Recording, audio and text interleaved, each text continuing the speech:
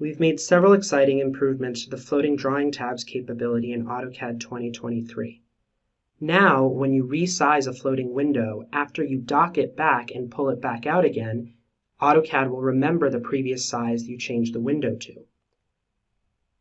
In addition, now the command line will dock at the bottom of the currently active floating window, and the command line will move with you as you switch between floating or docked windows.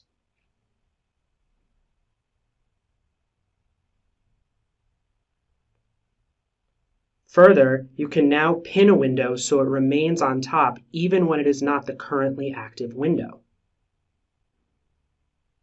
And finally, you can simply drag a floating window to dock it back to the File tab, or right-click on the floating window for an option that allows you to quickly snap the window back to the File tab.